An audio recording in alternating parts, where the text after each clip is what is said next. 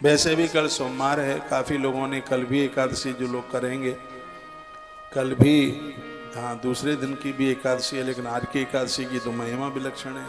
पूरा 26 घंटे स्थापित 11 से आपने करी होगी। रोटी नहीं खाइएगा, पारण कैसे करना है वो सब हमने बता दिया है। कल सूर्य निकलने के बाद जल पीना, उसके बाद ज़रूरत पड़े तो आप फलियार ले लेना।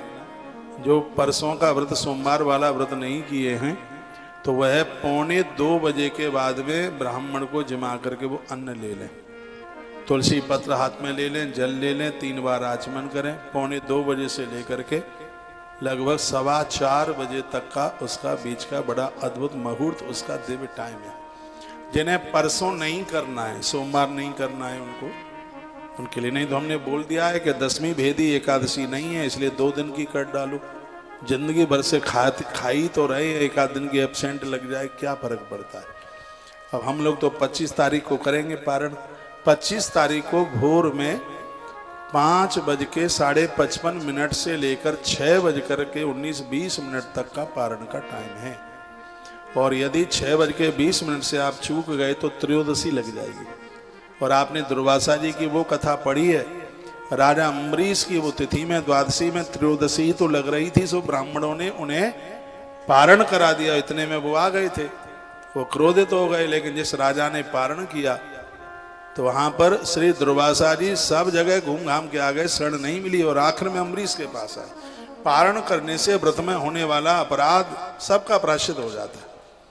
तो आप झेल सकें तो 2 दिन का कर लीजिएगा, नहीं तो कल सुबह सूर्य निकलने, ध्यान रखें सूर्य निकलने के बाद, सूर्य भगवान के निकलने के बाद में आप बिना पारण के आप जल पी लीजिए। आपने तुलसी डाल ली, ये जल आपको ऐसे ही पीना है जैसे आज आप पानी पी रहे हैं, वैसे ऐसे ही पीना है। पारण 1:45 बजे आपको करना है।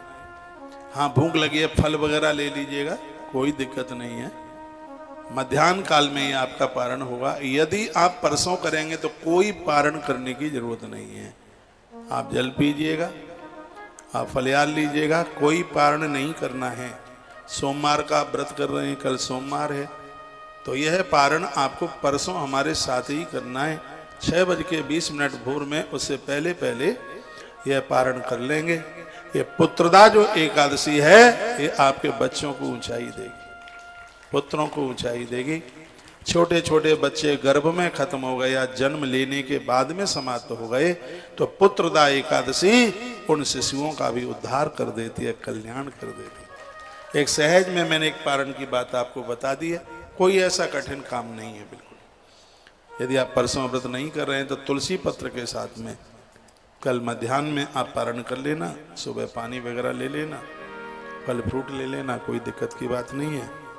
तुलसी के साथ पारण 1:45 से 4:15। यदि आप परसों पारण कर रहे हैं 25 तारीख को भोर में तो जल लीजिए, फलियार लीजिए और परसों 6:20 से पहले तुलसी पत्र और गंगा जल के साथ आप अपना व्रत खोल लीजिए। सोमवार भी आपका अद्भुत पूरा हो जाएगा और उस दिन प्रदोष का भी दिन है, त्रयोदशी लग जाएगी 6:20 पर। हाँ 25 तारीख को, 25 तारीख का दिन सोमवार से भी बढ़ के, क्योंकि उस दिन है प्रदोष। इसलिए मैंने कभी बोला होगा पूरा वर्ष भर सावन करो और एक प्रदोष का व्रत करो, एक बराबर है। पूरा वर्ष भर प्रदोष करो और माघ के महीने में जो शिव महारात्रि पड़ती है वो करो, उसका फल एक बराबर। तो प्रदोष का तो महात्म्य है ही, बहुत अद्भुत है। और मैं आपको निवेदन करूंगा, आप कहोगे कि महाराज जी आपने तो कभी कहा था कि 2 एकादशी नहीं करनी चाहिए। हाँ, पहली एकादशी में यदि 10वीं भेदी है तो बिल्कुल नहीं करना। यदि ऐसा होता तो हम दूसरे दिन की करते ना एकादशी, 24 तारीख वाली वो करते। यदि आज एकादशी ब्रह्म मुहूर्त में नहीं होती, उदिता में होती, तो भी हम त्याग करके कल की करते। लेकिन ये कम मिलता है कि एकादशी अरुणोदय में भी है और सूर्योदय में भी है। 8-11 से ऐसी थी, 26 घंटा पूरी है, कुछ मिनटें ज्यादा ही है। इसलिए हमने भी कर डाली और अपने भक्तों से भी कराई। आज वृंदावन में बहुत परिक्रमा लग रही है, बहुत आनंद हुआ है। हम कभी कहीं भी लोगों को, भक्तों को हमने कंफ्यूज नहीं किया। हमने कहा आज की भी एकादशी और कल की भी है, जैसे आपका मन करे वैसे कर लेना, लेकिन हम आज ही करेंगे, हमने ये बोल दिया। तो बहुत लोग हमारे साथ आज भी कर रहे हैं, कल भी कर रहे हैं, कल सोमवार भी है, बहुत आनंद होने वाला है। घड़ी का कांटा भाग रहा है, कल सोमवार जो भी मुझे इधर उधर आसपास सुन पा रहे हैं, आप यहाँ पहुँच करके इस कथा का आनंद लीजिए। धीमे धीमे दिन पूरे हो रहे हैं। 24 तारीख को सोमवार है, 28 तारीख को कार्यक्रम का समापन है, 28 तारीख को 4 बजे सगरे कार्यक्रम पूरे हो जाएंगे, क्योंकि मुझे शाम की ट्रेन पकड़ करके पुष्कर निकलना है। हम तो बहते हुए नदियों की तरह भैया। नदी को पूछा कि कहाँ जा रही है, का गंगा वो गंगा कहती है सागर से मिलूंगी, तब तक तो मैं बहती रहूंगी। हमें कोई पूछे कहाँ जा रहे हो, तो हम भी यही कहना चाहते, हमें भी अपने लक्ष्य से जा करके मिलना है, उसी के लिए दौड़ धूप कर रहे हैं। बहुत आनंद हो रहा है आप सब लोगों के पधारने पर। यहाँ बड़ी रौनक लगी है, यहाँ बड़ा अच्छा लग रहा है। इन सेवा कार्यों के साथ आप जरूर जुड़िएगा। एक बार गौ माता की तस्वीर फोटोओं का दर्शन, उस गौशाला को दर्शन करते हुए। और अब इस कथा को, माता जी आप बिल्कुल बैठ जाइए, आप बैठ जाएं, ये सब आरती के बाद पूछेंगे सुनेंगे। वैसे भी टाइम कम ही मिल पाता है, तो टाइम ज़्यादा हो गया था कथा को शुरू करने में। पूजा पाठ का इतना टाइम होता है, उधर दीक्षा का, और फिर सब लोगों को मिलता। मैं रहा बहुत भोर का, जल्दी जगाऊं, लेकिन अब आपसे मिलना भी जरूरी होता है। कथा तो आप घर भी सुन लेते हैं, लेकिन यहाँ आप आते हैं, एक मन होता है कि महाराज से मिलना है। कल सवारी का भी आप दर्शन करना, और बाहर के लोग हैं, खूब आनंद है उज्जैन में। सप्तपुरियों में से अवंतिका एक है, ये न्याय स्थली है। महाराज विक्रमादित्य का न्याय यहीं से स्फुरित हुआ था। कालिदास की कवित्व यहीं से जागी हुई थी। ऐसी धरती है, सबके लिए मानद है, सबको मान देती है, सबको सम्मान देती है। भगवान श्री कृष्ण आए थे गुरुदेव सांदीपन के आश्रम में, नंदी बाबा ने खड़े होकर के भगवान कृष्ण का सम्मान किया था, मान बढ़ाया था। इसलिए वो जैन को मानद नगरी के नाम से भी जाना जाता है। इस नगरी ने सबको मान दिया। कितना महात्मा आता है सिंहस्थ कुंभ में, और यहाँ के लोग, यहाँ के रहने वाले लोग इतना मान देते हैं। मुझसे ज़्यादा किसको पता होगा, मैं छोटी अवस्था से यहाँ आ रहा हूँ। रात्रि को अपनी स्कूटर से, मोटरसाइकिल से परिवार के साथ जाते हैं, और ऐसा नहीं है कि वो अपने गुरुदेव के ही डेरे में जाते हो, नहीं, सब साधुओं से मिलते हैं, बंधन प्रणाम करते हैं, गले में माला पहनाते हैं। यहाँ पर जन्मा हुआ तो हर स्त्री पुरुष इतना मान देता है, इसलिए हमारे ग्रंथ कहते हैं अवंतिका नगरी का एक नाम मानद नगरी है। ये बहुत मान देती है, बहुत सम्मान देती है, बहुत आनंद हो रहा है इस कथा में। आपको कितना आनंद आ रहा है आप जाने, इस कथा में मुझे बहुत आनंद आ रहा है, बहुत अच्छा। आज एकादशी है, बाहर टेलीविजन पर सुनने वाले महानुभावों, आज मैंने संकल्प कराया था, अपने कमरे से लाइव किया। आपने हजारों बार गैया मैया के लिए सवामनी का सेव किया। सवामनी में सवा मन अनाज आप संकल्प के साथ हुए समर्पित, सब नाम खाते सब आपके पास में, क्योंकि 6-7 साल से तो कथा बंद ही कहाँ है, 7 साल हो गई है, तो सब घर घर में अकाउंट है।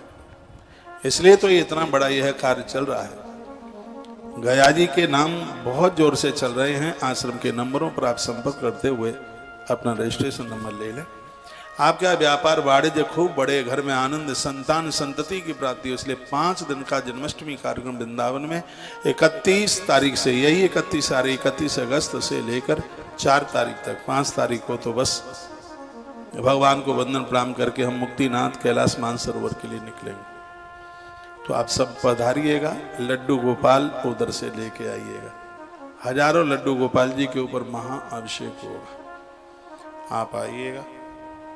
और सबसे बहुत आनंद की बात है, कथाएं सुना करके मैं आपको अंदर से मजबूत करना चाहता हूं, और देसी दवाइयां दे करके मैं आपको बाहर से मजबूत करना चाहता हूं। मंगलवार के दिन यहाँ बहुत बड़ी तादाद में आपके घुटने में दर्द ना हो, पीड़ुरी ना दुखे, ये गठिया का दर्द तुम्हें छोड़ छाड़ करके भाग जाए, उसके लिए मैं अपने हाथों से व्यासपीठ से 1 से 3 महीने की दवाई यहाँ से औषधि मैं आपको दूंगा।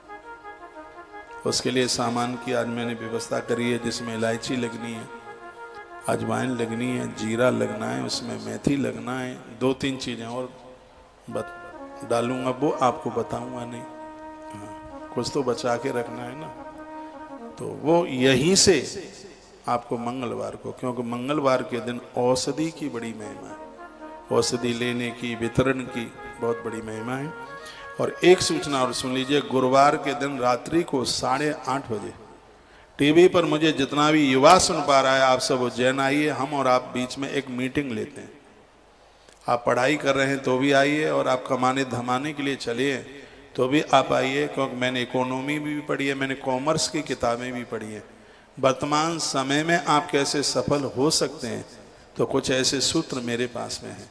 मेरा तो जन्म बनिया के घर में भी होता तो निठुल्ला नहीं बैठता, कुछ ठीक ही करता, बढ़िया ही करता। तो हम 8:30 बजे बैठेंगे, भोजन वगैरह सब यहीं लीजिएगा, प्रसाद यहीं लेना। पूरे देश के लोग, पूरे देश के बच्चे, युवा यहाँ आ सकते हैं, और हमसे मिलकर आपको बहुत अच्छा लगेगा। आप अपने बच्चों को, बेटा बेटियाँ, उनको आप भेजिएगा 18 वर्ष से लेकर के और ऊपर तक के, 17 के भी हों, आजकल तो 17 के भी जवानी लगते हैं, तो 17 से लेकर के 40-45 तक के जो भी जन युवा हैं, आप पहुँचिए। अवंतिका नाथ की धरती पर आपका स्वागत है। हम और आप बैठ करके एक उज्जवल भारत के लिए, एक दिव्य भारत के लिए, और आपकी एक दिव्यता और आपकी एक ऊंचाई के लिए एक बैठक करेंगे। आप कैसे अपने जीवन में सफल हो सकते हैं, ऐसी चर्चा हमारा एक 1.5 घंटे का कार्यक्रम होगा, उसमें आप जरूर पधारिए। 8:30 बजे से लेकर 10 बजे तक का यह कार्यक्रम होगा। यदि हम वृंदावन में होते तो रात को आपको आवास की व्यवस्था भी निःशुल्क फ्री कराई देते, लेकिन हम वृंदावन में नहीं है। रात को आप यहाँ रुकना चाहेंगे तो आपको सिर्फ अपने आवास की व्यवस्था करनी होगी, भोजन वगैरह सब यहाँ आप प्रसाद पाएंगे, और हम और आप बैठेंगे उस मंत्रणा में, उस मीटिंग में, जिसमें आज का युवा देश धर्म के लिए, इस धरती के लिए और स्वयं के लिए और अपनों के लिए कितना कुछ अद्भुत कर सकता है, वो चीज़ें मेरे पास में है भगवान की कृपा से, और वो बातें मैं आपके बीच में शेयर करूँगा। आप जरूर पधारिएगा। और मेरी कोई बातें थोती होती नहीं है, मैंने 1.5 घंटे की बात बोली, गुरुवार मैं 1.5 घंटा में आपको दूंगा। जो भी इन सेवा कार्यों से आप जुड़ रहे हैं, आश्रम के नंबरों पर आप जरूर जुड़िएगा। तो एक मैसेज में लिखा है कि आप बच्चों को आप बहुत प्यार करते हैं। एक बात बोलूं, मुझे आपसे भी ज़्यादा आपके बच्चे बहुत प्यारे हैं। मुझे मालूम है कि देश इनके कंधों पर है। इनमें कोई छत्रपति शिवाजी, कोई सुभाष चंद्र बोस, कोई खुदीराम बोस, कोई लक्ष्मीबाई, कोई मीराबाई, इनमें कोई तांतिया टोपे, इनमें कोई महाराजा अग्रसेन, इनमें कोई राजा भोज, इन्हीं में तो ये सब छिपे हुए थे। बस इनको समझने की जरूरत है। कल हमने एक बात कही थी कि गाड़ी में से हमारे किसी संगीतकार को संघ के लोगों ने उतार दिया। उन्होंने कहा इनके साथ में हमारा संवाद बनता नहीं है, हमें दिक्कत होती है। हमें उस आदमी में आने वाले 1 साल के बाद सरस्वती माता की कृपा नजर आई। हमने कहा यह हमारी व्यास गद्दी का एक प्रमुख व्यक्तित्व होगा। और मैं लौट के आ गया और हमने उनको बिठाया। हमने कहा इनको लेके चलिए, जब हमारा कोई साथ नहीं देगा, हमें लोग छोड़ करके जाएंगे, तब ये आदमी हमारा संग देगा। हमें इनके अंदर भविष्य दिखाई दे रहा है। उनकी गायकी को मैं प्रणाम करता हूँ। वो हमारे पंडित जी अंदर बैठे, हरे प्रसाद जी। ये समय गाते हैं तो महादेव डमरू बजाता है, अतिशयोक्ति नहीं। इनकी गायकी मुझे बड़ी प्रभावित करती है। स्पेशल मैं इनको रोज सिर्फ मां नर्मदा चालीसा सुनने के लिए बुलाता हूँ अपने कमरे। ये रामायण का पाठ मंगलवाणी में करते हैं। लोग कितना उन्हें सुनते हैं रामायण, उन्हें मां शारदा की बड़ी कृपा है। ये महादेव और महादेवी के बड़े भक्त हैं।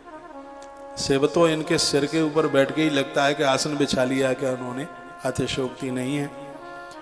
तो हम ऐसे लोग हैं, हमें लोगों के अंदर भविष्य दिखाई देता है। एक बहुत बड़े संत हुए, तो कौन नहीं उन्हें जानता, परमहंस। वो मिदनापुर में गए थे, बंगाल में एक जगह पड़ती है मिदनापुर। वो गए थे, रात का कीर्तन हो रहा था। उन्होंने कहा कोई ढोलक वाला बुलाओ, फिर मैं कीर्तन करता हूँ। तो ढोलक वाला बुलाया गया, ढोलक वाला आया, ढोलक बजाई, बड़ा आनंद हुआ। गुरुजी ने पूछा क्या नाम है? उसने कहा मेरा नाम नरेंद्र है। तो गुरुजी ने कहा बेटा मेरी जरूरत तुझे है कि नहीं पता नहीं, लेकिन पूरी धरती को तेरी जरूरत है। तो तुझे जब समय मिले तब आश्रम आना। एक बंगाली बालक में इस महात्मा ने स्वामी विवेकानंद को ढूंढ लिया था पहले से। देख लिया ये देश का भविष्य है, ये देश की जरूरत है। आपके बच्चे हम जैसे लोगों के पास आते हैं तो घाटा नहीं है, कोई नुकसान नहीं है। अभी अभी मैंने बोला है कि बचपन में माँ तो जवानी में महात्मा और बुढ़ापे में परमात्मा। इनके बिना तो काम बिल्कुल चल ही नहीं सकता। प्रसंग को आगे के लिए बढ़ा रहा हूं। रामायण की एक चौपाई बोलते हुए बहुत आनंद आता है। मानस की चौपाई। मंत्र राजनीत जपे तुम्हारा, मंत्र राजनीत जपे तुम्हारा, पूजे तुम्हें सहित परिवार। मंत्र राजनीत जपे तुम्हारा, मंत्र राजनीत जपहि तुम्हारा, पूजे तुम्हें सहित परिवारा। श्री राम जय राम जय जय राम, श्री राम जय राम जय जय राम, श्री राम जय राम जय जय राम, श्री राम जय राम जय जय राम, श्री राम जय राम जय जय राम, श्री राम जय राम जय जय राम, श्री राम जय राम जय जय राम, श्री राम जय राम जय जय राम, श्री राम जय राम जय जय राम, श्री राम जय राम जय जय राम, श्री राम जय राम जय जय राम, श्री राम जय राम जय जय राम, श्री राम जय राम जय जय राम, श्री राम जय राम जय जय राम, श्री राम जय राम जय जय राम, श्री राम जय राम जय जय राम, श्री राम जय राम जय जय राम। बोलिए बांके बिहारी लाल की। जय हो। एक प्रश्न उठता है कि भजन कौन से मुहूर्त में करें? तो लिखा है न लग्न तिथि नक्षत्र वार योगादय प्रिय अस्यांतम वीक्ष्या स्नुनेशम सुप्त सदोदिता। भगवान महादेव ने पार्वती को कहा कि ये जो मंत्र है ओम नमः शिवाय, इसमें लग्न तिथि नक्षत्र वार और योग आदि का बिल्कुल कोई ऐसा विचार नहीं करना चाहिए। जब तुम्हें सौभाग्य मौका मिल जाए, गुरुजनों का सानिध्य प्राप्त हो जाए, तो उसी समय मंत्र सुन लीजिएगा। बाद में मुलाकात हुई कि नहीं हुई पूछा। सो सिद्ध सिद्ध अथवा साध्य मंत्र की इस पोजीशन का वर्णन किया गया। सिद्ध गुरु के उपदेश से प्राप्त हुआ मंत्र सुसिद्ध कहलाता है। सिद्ध जो खुद जप करते हैं, उन्होंने अनुष्ठान किया, उस देवता के वो भक्त हैं, उनसे यदि मंत्र लिया है तो मंत्र वो सुसिद्ध होता है। कहते हैं असिद्ध गुरु का भी दिया हुआ मंत्र ये एक ऐसा मंत्र है, यदि वह गुरु जिसने ओम नमः शिवाय मंत्र का जप नहीं किया वह तपस्वी है, वो किसी और देवता का भी भक्त है, यदि उसने भी ये मंत्र तुम्हें सुना दिया है तो भी ये मंत्र तुम्हारा कल्याण कर देगा। यह स्पष्ट 68 और 69 69 नंबर के श्लोक में इसका वर्णन किया। जो केवल परंपरा से प्राप्त हुआ है, किसी गुरु के उपदेश से नहीं मिला, वह मंत्र साध्य होता है। जैसे तुम्हारे मम्मी पापा दादा दादी आप जपते रहे और आप सुनते रहे, और सुनकर के भी आपने इस मंत्र को जपना शुरू कर दिया है, इसका नाम है साध्य। यह भी अपने आप में प्रभावशाली है। ये नहीं है कि उसका कोई फल नहीं मिले, गुरुदेव से मिला वो तो सुसिद्ध है ही, लेकिन तुम्हारी परंपराओं में दादाजी ने, दादी ने जपा, माता पिता ने जपा, और आपको पता है कि मम्मी पापा इस मंत्र को जपते हैं, उनको देख करके और वही आपने जपना शुरू कर दिया, तो यह मंत्र यह भी प्रभावी है। इसका नाम है साध्य। जो मुझ में, मंत्र में और गुरु में अतिशय श्रद्धा रखता है, ये मेरा मंत्र शीघ्र ही उसे सिद्ध हो जाता है। और जिसे मेरा मंत्र सिद्ध हो जाए, महादेव कहते हैं कि मैं उसके सन्मुख प्रकट न हूं, महादेवी ऐसा कभी नहीं हो सकता, भगवान बोले। इसलिए अधिकार की दृष्टि से विघ्न युक्त होने वाले दूसरे मंत्रों को वर्णन देखो, कितनी सुंदर बात इसमें कही गई है कि यदि किसी पूजा पाठ में आपको किसी भी प्रकार का विघ्न हो रहा है, मन नहीं लग रहा है, कोई दिक्कत, कोई परेशानी आ रही है, भगवान शिव कहते हैं कि विघ्नों को दूर करने वाला ये पंचाक्षरी मंत्र है। और आज ही मैंने आपको बोला है कि ये मंत्र जब से ओम प्रकट हुआ है तभी से नमः शिवाय प्रकट हुआ है। ये बहुत प्राचीन है, पंचाक्षरी का आश्रय है, स्पष्ट यह वर्णन किया गया है। इसको महामंत्र के मंत्रांतरेषु सिद्धेषु मंत्र ऐसन सिद्ध्यति सिद्धे तस्मन् महामंत्रे तेज सिद्धा भवित्वता। कहते हैं इस मंत्र के जप करने से और भी मंत्र अपने आप में सिद्ध हो जाते हैं। हे महेश्वरी, जैसे अन्य देवताओं के प्राप्त होने पर भी मैं नहीं प्राप्त होता, ये सुन लीजिएगा। कहा गया है यथा देवसु लब्धोस्मि लब्धोस्मि महेश्वरी, हे देवी, और देवताओं के प्राप्त होने पर भी मैं प्राप्त नहीं होता, लेकिन जिसको मैं प्राप्त हो गया हूं उसको शीघ्र देवता प्राप्त हो जाते हैं। ये वर्णन, तालियां तो आप बजाएंगे नहीं। मई लब्धे तो ते लब्धा मंत्रे सुसमवे, वो कहते हैं कि मेरे प्राप्त होने पर सभी देवता प्राप्त हो जाते हैं। यही न्याय इन सब मंत्रों के लिए भी है। सब मंत्रों के जो दोष हैं, इस मंत्र के जपने से सगरे मंत्रों के दोष समाप्त हो जाते हैं।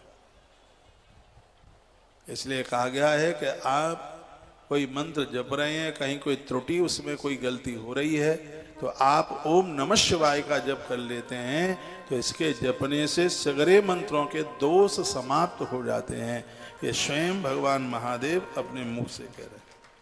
छोटे छोटे तुच्छ फलों के लिए सहसा कहते हैं कि छोटी छोटी चीजों को प्राप्त करने के लिए और आप मंत्र की साधना करते हैं, ये तो आपके पुरुषार्थ से मिल जाएगी। मकान, दुकान, ये सब चीजें आपके पुरुषार्थ से प्राप्त हो जाएंगी। भगवान महादेव कहते हैं कि मंत्र का जप तो भगवान को प्राप्त करने के लिए ही होना चाहिए। संसार की चीजें तुम्हें मांगनी नहीं पड़ेंगी, वो तो अपने आप मिल जाएंगी, बिना मांगे मिलेगी। मंत्र का जप है, अनुष्ठान है, स्वाध्याय है, वो भगवत प्राप्ति के लिए ही होना चाहिए। कितनी सुंदर, मैं तो खुश हो गया इस बात को पढ़कर सुन करके। और भोलेनाथ के मुंह के शब्द, आप उपमन्यु कह रहे हैं कृष्ण को, वो कहते हैं कि भगवान महादेव ने ये बातें माँ भगवती जगदम्बा को सुनाई। यह इदम कीर्तियेद भक्ता सुनियादा समाहिता, कहते हैं कि जो इस चरित्र को सुनेगा, पंचाक्षरी की इसकी महिमा को सुनेगा या सुनाएगा, इसमें सुनने और सुनाने वाले दोनों का कल्याण होगा। मैया ने कहा दीक्षा कितने प्रकार की होती है, तो शंकर जी कहते हैं दीक्षा 3 प्रकार की होती है। कौन कौन सी है वो? सांभवी चैव शाक्ति च मांत्री चैव शिवागमे। शंकर जी कहते हैं पहली है सांभवी, दूसरी है शाक्ति, तीसरी है मांत्री। सांभवी पहली है, कहते हैं कि गुरुदेव के स्पर्श के द्वारा छू ले वो, ऐसे भी शक्तिपात हो जाता, दृष्टि डाल जाता, शक्तिपात हो जाता। आपको नहीं पता होगा कि मोरिया जब बच्चे को जन्म देती है तो वो अंडे को छूती है, इससे उस अंडे में से बच्चा स्फुरित हो जाता है। ऐसे ही गुरुजी किसी को गुरुदेव स्पर्श कर ले, ये स्पर्शी सांभवी बड़ी अद्भुत ये दीक्षा है। इसमें दृष्टिपात, गुरुदेव की देह की जो ऊर्जा वो शिष्य के देह में जाकर के प्रवेश करती है, उसकी दृष्टि कल्याण करती है। आपने ना देखा होगा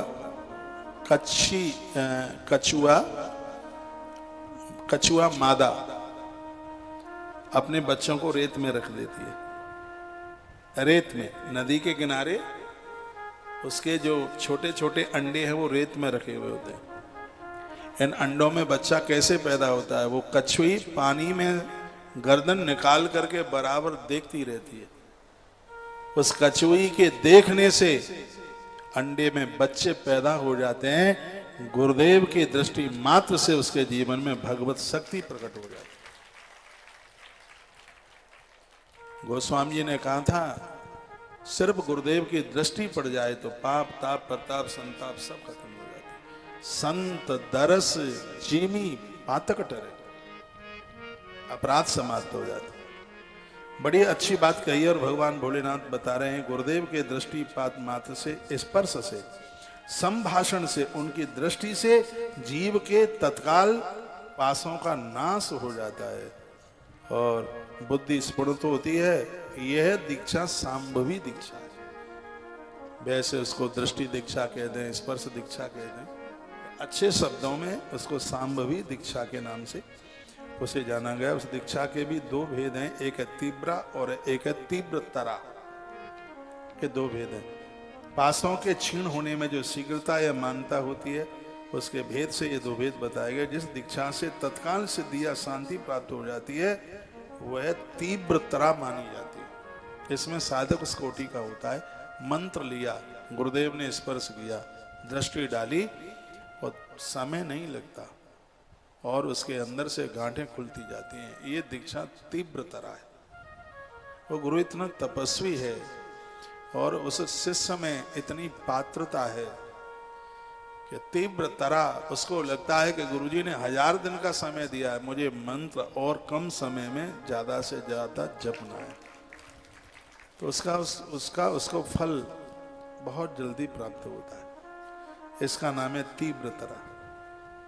जीवित पुरुष के पाप का अत्यंत शोधन करने वाली जो दीक्षा है कहते हैं तीव्रा। कितना भी बड़ा अपराध पाप हो, गुरुदेव के द्वारा जो मंत्र मिला है, ये मंत्र सबसे पहले अपराधों को ऐसे गलाता है जैसे किसी धातु को आग के सामने रख दिया जाए तो आग की तपन से वह बहने लगता है, उसका ठीक पदार्थ रह जाता है, बेजाती बह जाता है। और यही इस दीक्षा की इतनी बड़ी महिमा है। साक्ति ज्ञानवती दीक्षा शिष्य देहम प्रविश्यति।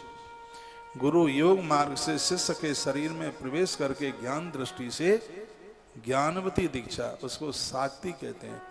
कहते हैं कि गुरुदेव अपनी योग के द्वारा शिष्य के हृदय में प्रवेश कर जाता है। हम संसारी लोग समझ नहीं पाते हैं, इसको साक्ति दीक्षा कहते हैं। स्वयं उपमन्यु कह रहे हैं भगवान श्री कृष्ण को, साक्ति ज्ञानवती दीक्षा शिष्य देहम प्रविश्यतु। अपनी योग क्रिया के द्वारा गुरुदेव शिष्य की देह में प्रवेश कर जाते हैं, अपनी योग मार्ग से शिष्य के शरीर में प्रवेश कर जाते हैं और ऐसी ज्ञान की आंखें दे देते हैं कि शिष्य को बदलने में देर लगती ही नहीं है। इसका नाम है साक्ति दीक्षा, जिसमें गुरु शिष्य के हृदय में प्रवेश कर गया होता है। गुरुवार नहीं, उसके हृदय में प्रवेश कर गया।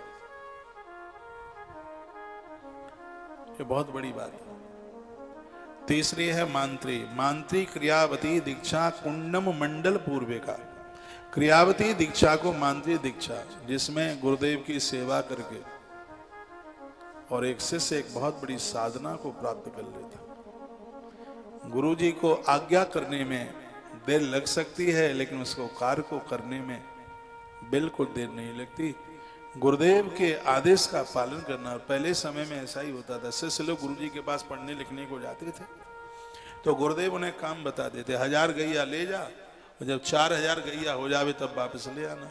और गुरुदेव का वहीं ध्यान करता हुआ गैया चराता है। 1000 की गैया 4000 हो गई। लौट करके गुरुजी के पास आया, चरणों में उसने प्रणाम किया। गुरुजी ने उठाकर अंक में भरा, सिर के ऊपर हाथ रखा, गांठें खुल गई, सगरे ग्रंथ उसको कंठस्थ हो गए, बिना पढ़े कंठस्थ। उपनिषद शब्द सीखो तो कहा गया। गुरु जी के पास रहकर अपने आप सब कुछ प्राप्त कर लिया उपनिषद।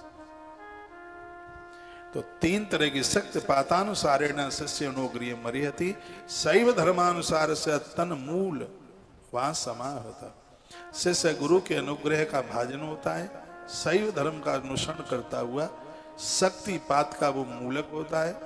भगवान कहते हैं, भगवान श्री कृष्ण गुरुदेव मुझे बड़ा आनंद हो रहा है, ये इसमें कुछ शिष्य के भी कुछ लक्षण हो तो बता दीजिएगा। शिष्योपलक्षणाति कुर्याद गुरु परीक्षणम तत्सम्मकई शिवार चादव संगति व तदगत। शिष्य भी शिव पूजन इत्यादि एकाध वर्ष तक गुरुदेव के सानिध्य में रहे। मन लग रहा है कि नहीं, परीक्षण की बात कही गई थी। तत्संपर्कई शिवार चादव संगीत एवं तदगत। बहुत जल्दी नहीं, हमारे अंदर पात्रता, इनकी आज्ञा का हम पालन कर पाएंगे कि नहीं, इनके नियमों का हम पालन कर पाएंगे कि नहीं। एक आध वर्ष पहले प्रवचन सुनो, उनके सानिध्य में रहो, उसके तत्पश्चात फिर दीक्षा।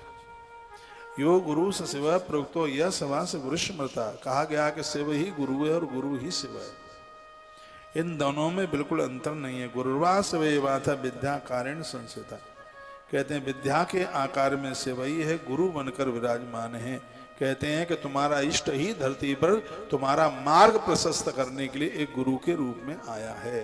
तुम्हारा भगवान ही गुरु के रूप में आया। जैसे शिव है वैसे ही गुरु है। वर्णन किया गया शिव विद्या और गुरु के पूजन से एक बराबर फल प्राप्त होता है। जो मंत्र जपते हैं, जो मंत्र तुम्हें देता है वही भगवान देता है, वही गुरु देता है। तीनों का फल बिल्कुल एक ही जैसा है। आगे की बात भी बहुत अद्भुत कही गई है। मैं आपको ओम नमः शिवाय इस मंत्र की बात कर रहा हूं। सर्वदेवात्मक श्यामो सर्वमंत्रमयो गुरु तस्मा सर्व प्रयत्नेन तस्मा ज्ञान सरसा भयेत।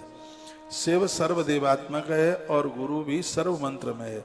अतः संपूर्ण यत्न से गुरु की आज्ञा को श्रोधार करके मंत्र जप करना चाहिए।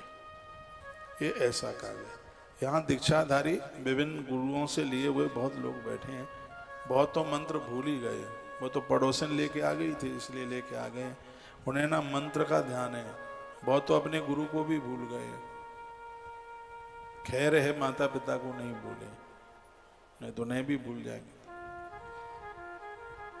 गुरुर ग्रहे समक्षम बा नैतिष्ठ शासनो भवेत्। गुरुदेव इतः साक्षात तद ग्रहम देव मंदिरम। गुरुजी के आश्रम में बीड़ी सिगरेट तम्बाकू उल्टा पुल्टा मत कीजिए कुछ भी, क्योंकि वो देव मंदिर है। स्पष्ट लिखा है। ये 25 नंबर का श्लोक है, 15 नंबर का अध्याय है, वायवीय संहिता का उत्तरखंड। कहते हैं कि गुरु आश्रम भगवान का देवालय मंदिर है, साक्षात वो देव स्थान है। ऐसे स्थान पर कोई किसी भी प्रकार का अपराध न हो जाए। जैसे पापियों के संग के कारण उनके पाप से मनुष्य पतित हो जाता है, जैसे अग्नि के संपर्क से सोना का मल गंदगी निकल जाती है, वैसे ही गुरुदेव का सानिध्य पाकर के भक्त भी पापों से मुक्त हो जाता है।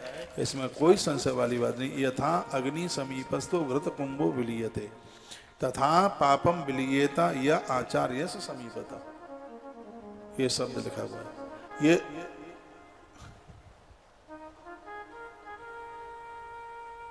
ये वर्णन किया। मन वचन और कर्म से कभी भी ऐसा ना करें कि गुरु को क्रोध आ जाए। उनके क्रोध से 4-5 चीजें खत्म हो जाती है। संत को क्रोध आवे, गुरुजनों को क्रोध आवे तो क्या क्या नष्ट हो जाता है। इनके क्रोध से आयु नष्ट होती है, इनके क्रोध से श्री धन नष्ट होता है, सम्मान नष्ट होता है। श्री को धन और सम्मान दोनों से जोड़ा गया है। गुरुदेव के क्रोध से ज्ञान नष्ट होता है और गुरुदेव के क्रोध से सत्कर्म नष्ट हो जाते हैं, दग्ध हो जाते हैं।